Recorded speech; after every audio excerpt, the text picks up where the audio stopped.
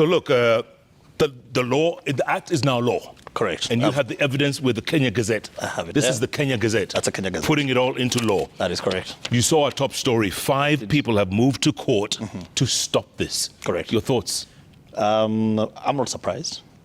If you look at the history of this housing agenda in the previous government, when we went through the same route, I think there were 12 people that went to court.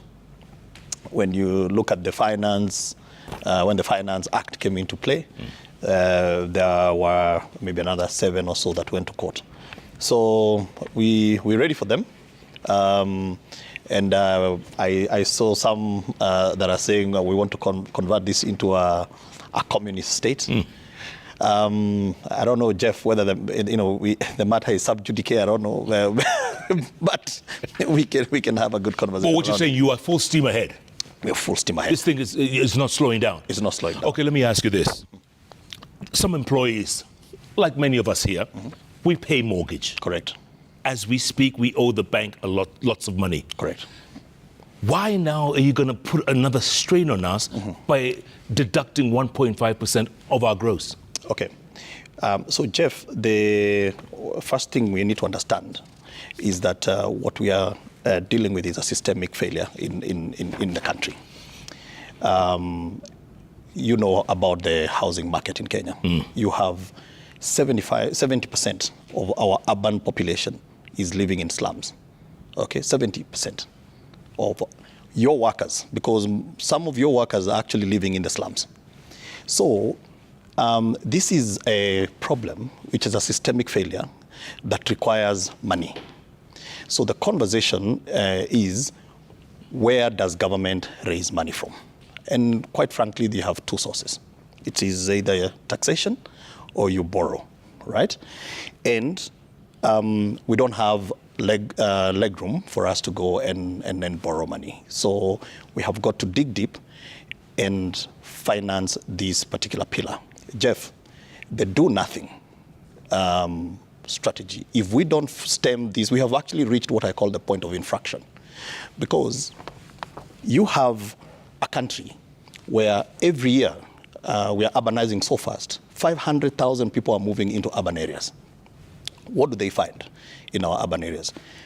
They find a place where land is very expensive. In fact, according to the Center of Affordable Housing, Nairobi now has the most expensive land in the continent. Then we have something else which is very unique to our country. We are one of the most unequal societies. So you find that even here in KTN, you have got a few... Citizen. Citizen, sorry about that. I was in KTN in the morning. It's okay. Here at Citizen, you've got people who are a small minority that are earning quite a lot of money, and the bulk that earn very little wages. That is a dichotomy of our economy in Kenya, is that we are a very unequal society. So majority of hard-working Kenyans, okay, have very low wages. So if you earn low wages and the cost of land is very expensive, essentially what you start doing is you start pushing people out of the urban core. And where do they go? Jeff, you can say maybe they can go to Mlolongo or they can go to Mavoko where there is big chunk of land. There is no reliable public transport system. So they will go to the next piece of land that is available, okay? And they will set up an informal settlement. And that is why, as of 2019, we had 1,421 informal settlements in Kenya. They are growing by the day. So we may disagree on how we fix the problem, but I don't think we can disagree that we have a problem. If we don't stem this proliferation of slums all over our country, Jeff, and today you could sit there and say, look, why do I need to contribute? Because I have a beautiful home, I have high walls. And I have a mortgage. And then you have a mortgage, okay? And granted that you have a mortgage. But there is another Kenyan today, Jeff, that is going to bed, okay, in a 3x3 tin roof with 7 kids, okay? That person has to pay 172% more for water than you and I. Do you have more rights than that person? No. Do I have more rights than that person? No. that person, because they have illegal connection for electricity, they pay 49% more for electricity than you and I. Are they lesser Kenyans? Okay, but answer the question. I'm still going to pay my mortgage and I'll still be deducted 1.5. Absolutely, yes. You'll pay your mortgage, but we have something that we have brought to the fore, which is we will refinance your mortgages through the Kenya Mortgage Refinance Company. So right now, the mortgages are almost at 20%, okay? So we provide a relief by refinancing your mortgage at about 9, or it is a single digit, okay? It's not 10%. That is one of the reliefs that we're bringing to majority of those who have got existing mortgages, all right? Who's we? Government? Yes, government. We have gone and we borrowed money. We have about 40 billion shillings that we have formed a company called Kenya Mortgage Refinance Company that is refinancing banks so that they can issue you with a fixed interest rate, okay, that is single digit, okay? So if you have a SACCO loan, if you have a bank loan, you can now go and get it refinanced. And I think the last time I checked, we had 7 financial institutions that are already providing those type of mortgages. Tell me something. This law takes effect as of yesterday when the president assented? It took effect when it was published. So the deductions begin when? Because if you say the 19th of March, most employers begin deductions at the beginning of the month. Well, no, not beginning of the month. It is around from the 15th. That's when you start running your payroll. Right. So the first thing that happens is that Section 4 and 5 of this act was operationalized when it was published.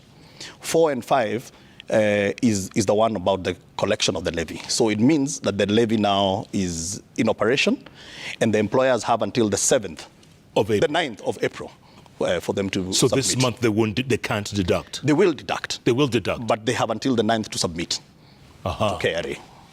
So my paycheck at the end of this month will be minus 1.5%? It will be minus 1.5%. That's grossly unfair. Jeff? Here's the other question, Bona PS. A lot of people are asking, how are you going to identify the non-salaried workers? And what are they going to pay? Because let's face it, some non-salaried get paid, what, every 2 months? Others every 6 months? Yes. Very irregularly. Yes. How do you identify those? So you have 2 categories of the non-so-called salaried or employee. Because it is according to the definition of in the Employment Act, who is an employee. Now, the first category are the likes of lawyers, architects, who work in firms where they don't earn a salary. So either there's a partnership fee, it's consultancy fee. What they do is that they submit their returns at the end of the year. Okay, so they get the gross income they got, minus the expenditure, plus whatever reliefs they get, and they pay KRA. Those were out of the original levy that we had done during the Finance Act. Right. And some of them earn a lot of money. So the courts had a lot of difficulties in why are you only going to pay slip carrying Kenyan, but yet there are people who earn more, all right, but you have excluded. So that was the first element of discrimination. So discrimination was not about going to the informal, but it was more about there are people who earn more than the pay slip carrying person, but you have left them out. Okay, so consultants, as I've said, and you're right, some of them earn there's lumpy cash flows and so on and so forth.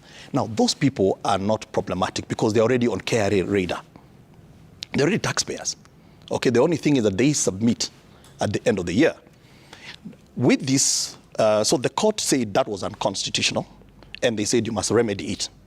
And how they gave us 45 days to go and remedy that. And how you remedy is by now imposing 1.5% on their gross income.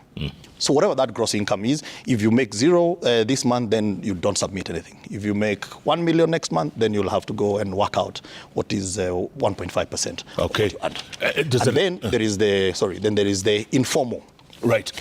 Hold that thought. Okay. Because I want to talk about that when I come back. All right. Informal Mama Mboga, border guys. They're all asking, how are you going to identify them? How are they going to pay? We will talk about Hold that thought, but okay. Yes, thanks so much. All right. The permanent principal secretary for Housing